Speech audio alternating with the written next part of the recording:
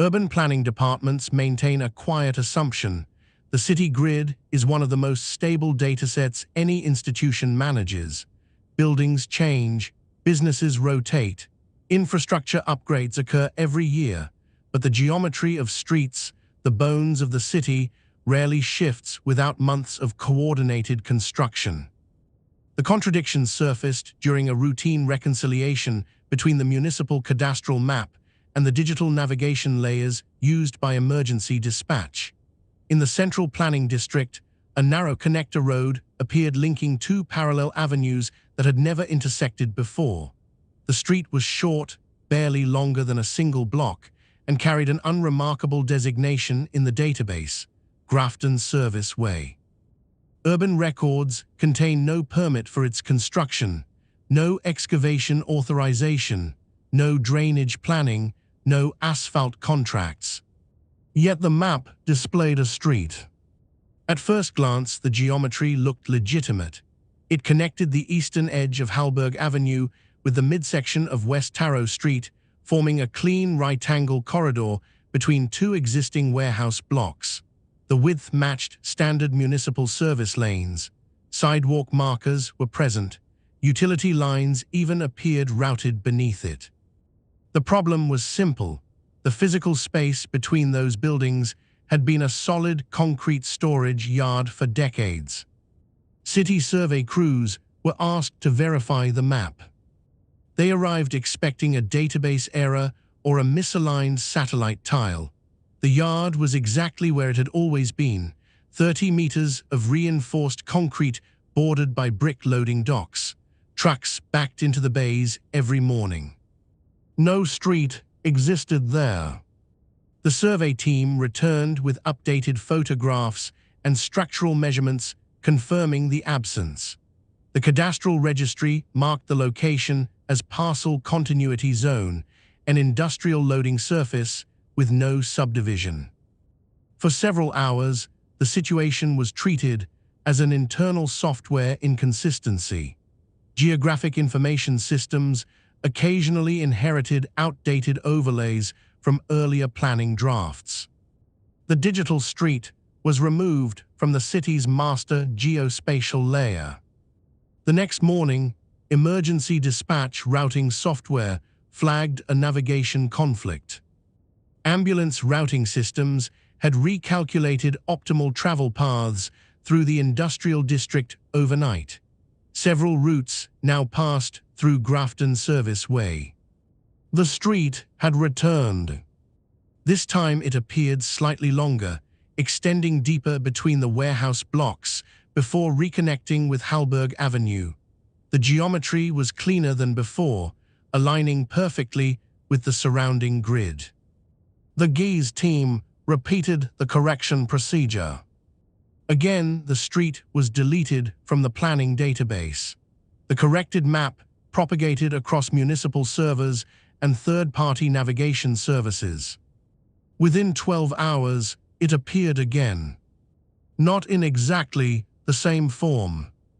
The connector now stretched nearly 2 blocks, continuing past the original yard boundary and intersecting a side corridor that previously terminated against a building wall. The geometry had adjusted to preserve traffic flow.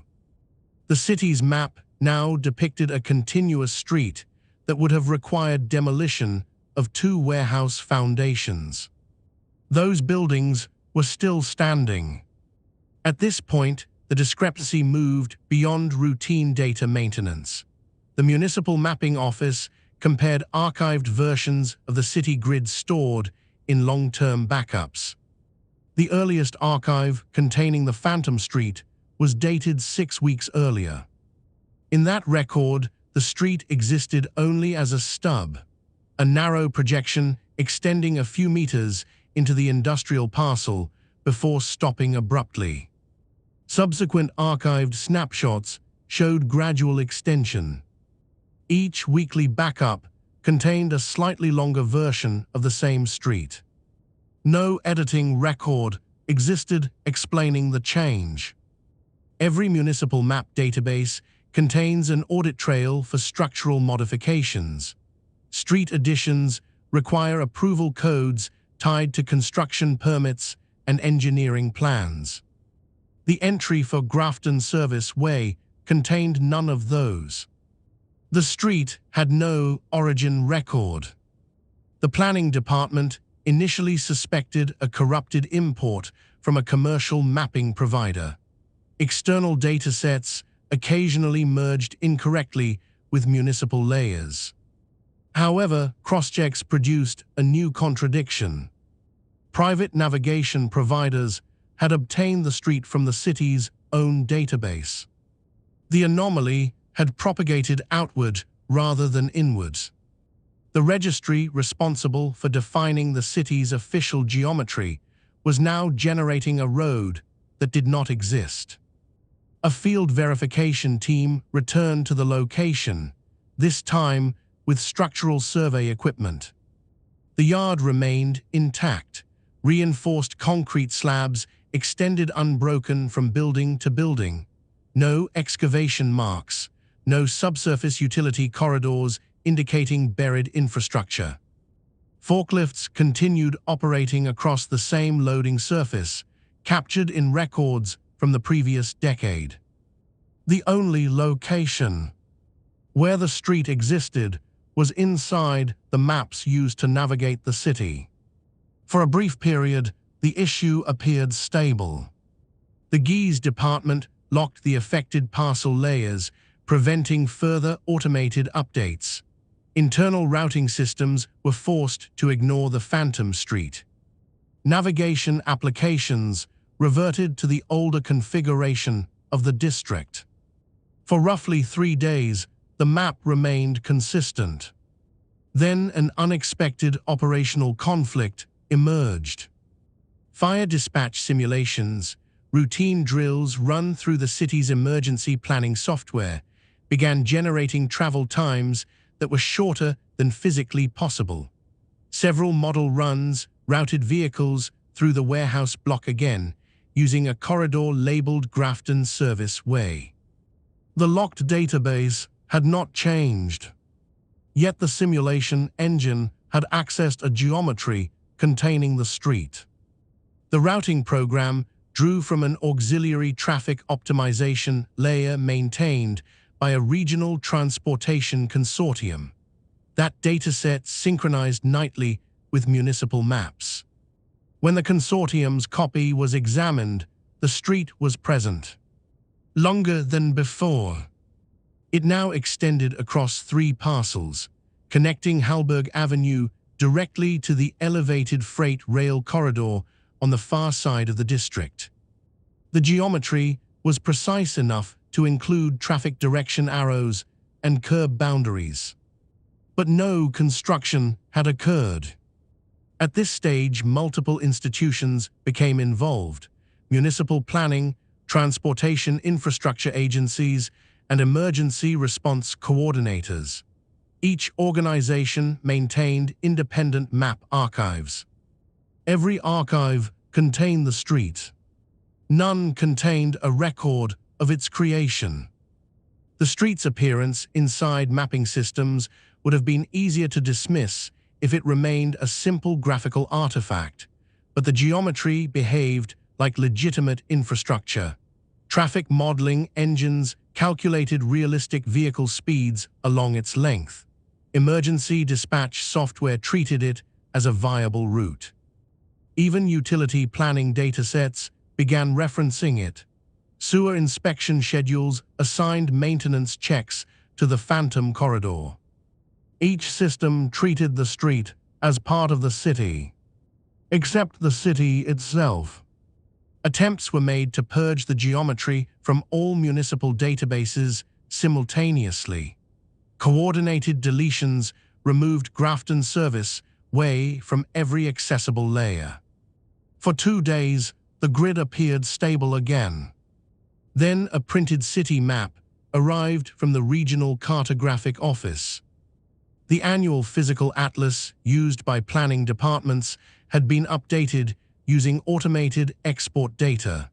The new edition displayed a previously undocumented street between the warehouse blocks. The name was the same. Grafton Service Way. But the street had grown. Instead of terminating at the rail corridor, it now curved slightly northward and continued through an adjacent industrial yard that had never contained a roadway. A staff engineer reviewing the atlas noticed something unusual about the curve. The path avoided a warehouse scheduled for demolition the following month. That demolition permit had not yet been executed. In the printed map, the street already bypassed the future empty space. The implication unsettled the planning office. The street's geometry was evolving within mapping systems as though it were adapting to changes in the district, changes that had not yet occurred. To verify whether the street existed anywhere outside institutional databases, the city conducted a simple physical test. A survey team attempted to navigate to the location using 3 independent navigation devices. Each device directed the vehicle through the industrial district toward Grafton Service Way. The route guidance remained consistent. Approaching Halberg Avenue, the navigation systems indicated the entrance to the street directly ahead. The vehicles stopped where the instructions ended. In front of them was the same uninterrupted concrete yard. The maps insisted a street continued forward. The city insisted it did not. Over the following week, the street's digital length increased twice more. Each extension preserved consistent traffic flow through the district, intersecting existing roads with mathematically perfect alignment. Inside every official map, the city contained a corridor that could not be found. The moment of confirmation arrived when aerial imagery was overlaid with the mapping grid. Every map layer displayed the street. Every photograph showed warehouses. The discrepancy meant one thing. The geometry inside the city's mapping infrastructure had begun evolving independently of the physical city. And it was continuing to grow.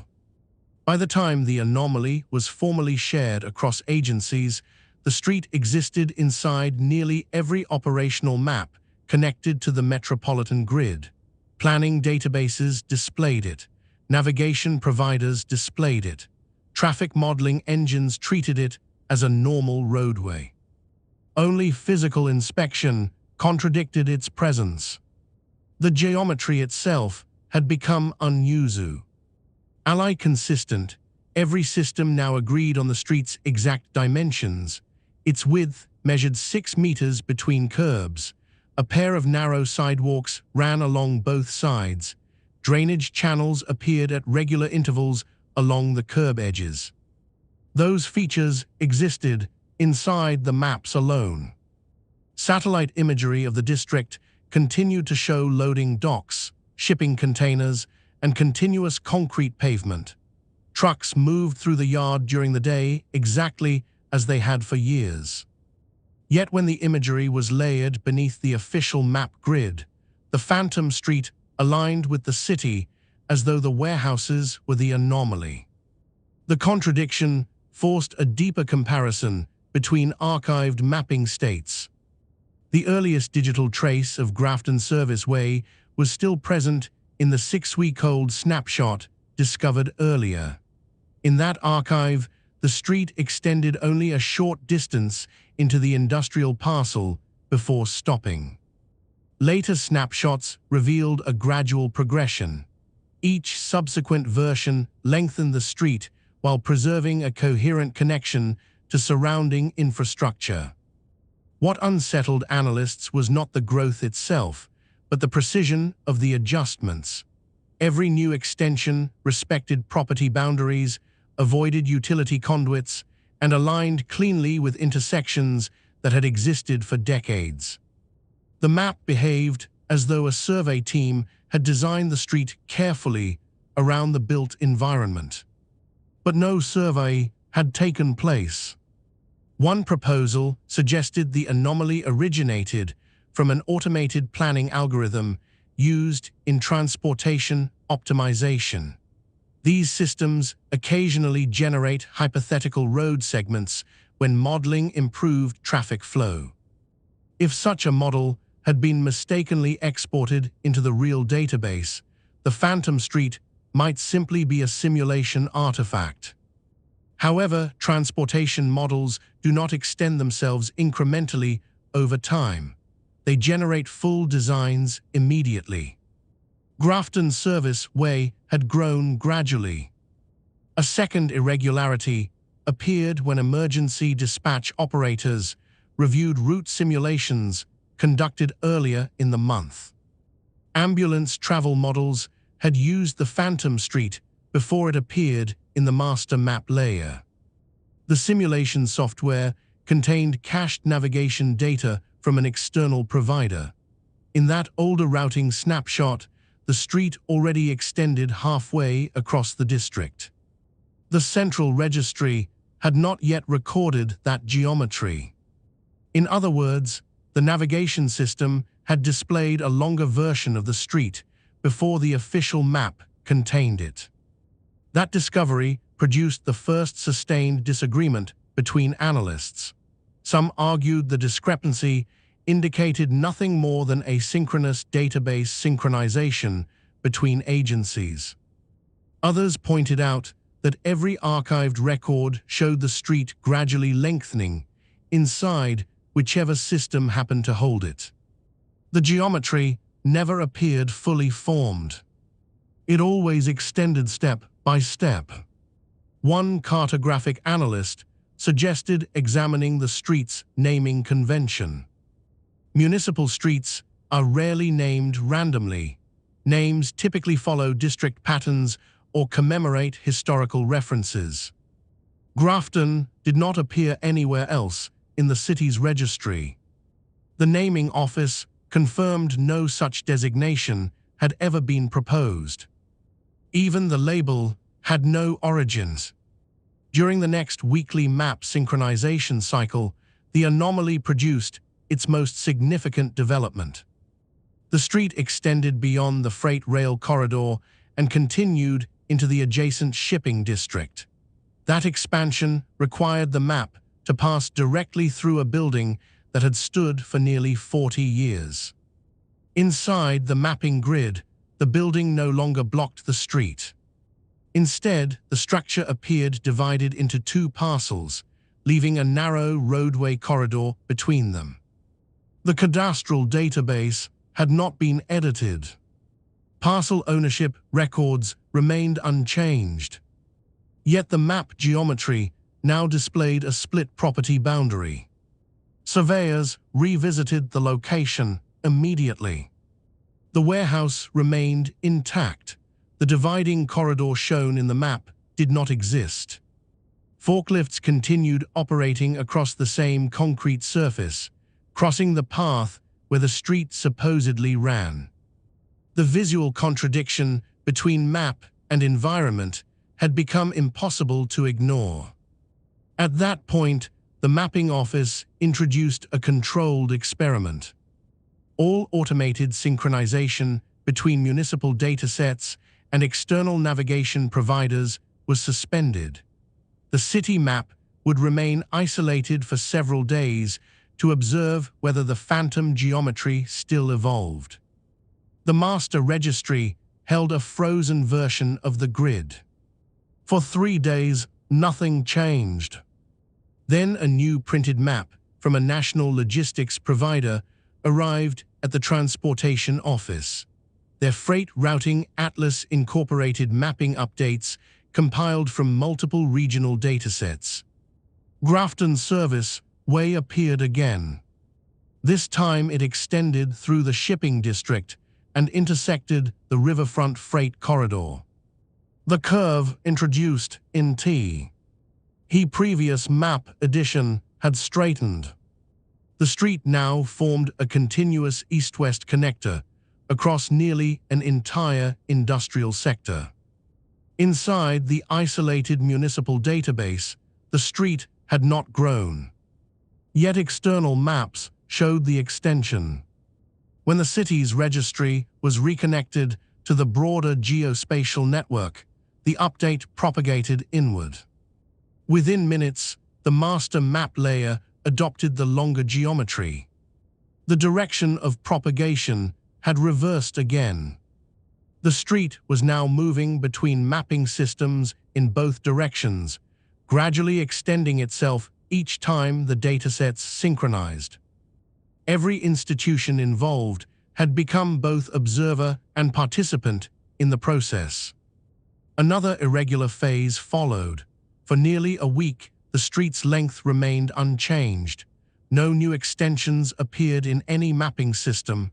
The anomaly appeared to have stabilized. During that pause, an overlooked detail surfaced in archived navigation records. Several months earlier, a transportation planning meeting had proposed constructing a new service corridor through the industrial district to relieve truck congestion near the riverfront. The proposal included a conceptual sketch of a possible roadway alignment. The sketch had never been approved and had remained buried in planning documents. Its name was never finalized. Yet the drawn alignment resembled the earliest stub of Grafton Service Way. The similarity raised the possibility that a forgotten planning draft had somehow entered the mapping infrastructure. That explanation collapsed when analysts compared the conceptual sketch to the current map. The Phantom Street had diverged significantly from the draft. Its path now curved around structures the sketch had never considered. It had also grown far beyond the original proposal. The street had become its own evolving geometry. 2 weeks after the apparent stabilization, the anomaly produced its most consequential development. Freight logistics software responsible for coordinating truck deliveries across the riverfront district began routing vehicles along the Phantom Corridor. Drivers following automated navigation instructions were directed toward the non-existent entrance on Halberg Avenue. Several reported confusion when the navigation display insisted a street continued ahead through the warehouse yard. Traffic managers disabled the route manually. Within the following update cycle, the navigation network restored the street automatically. The corridor was now treated as a primary truck connector between the industrial district and the riverfront cargo terminals. The system responsible for scheduling delivery routes had accepted the street as operational infrastructure. At this stage, the anomaly began affecting planning projections. Traffic flow simulations predicted reduced congestion across several freight corridors if the street existed as shown. The models assumed vehicles could traverse the Phantom roadway. Physically, they could not. The contradiction forced a decision about how to treat the evolving map. Removing the street from every registry proved impossible. The geometry repeatedly returned during synchronization with external datasets. Blocking synchronization created new conflicts between systems responsible for dispatch routing and infrastructure planning. No single database could assert authoritative control over the city's geometry anymore. Instead, the institutions adopted a containment strategy. The municipal registry flagged Grafton Service Way as cartographic anomaly, non-physical infrastructure. Navigation providers were asked to treat the street as restricted until its origin could be determined. The request slowed the propagation, but did not stop it. Each time mapping networks exchanged updates, the street reappeared with minor geometric adjustments. Sometimes it curved slightly differently through the shipping district. Other times, its intersection angles changed to align more precisely with surrounding roads. The physical city continued unchanged. Warehouses stood where they had always stood. Trucks crossed the concrete yards without encountering any roadway corridor. Inside the map, however, the street had become permanent. Today, the city's master geospatial archive contains two conflicting records of the same district. One version, the cadastral survey, shows the warehouses exactly as they exist. The other, the integrated navigation layer, shows a continuous street connecting Halberg Avenue to the riverfront freight corridor. Every update cycle attempts to reconcile the two. Neither version disappears. The street remains inside the map. And every time the city's mapping systems synchronize with external networks, its geometry shifts slightly again, as if the urban grid is still trying to make room for a road that has never been built.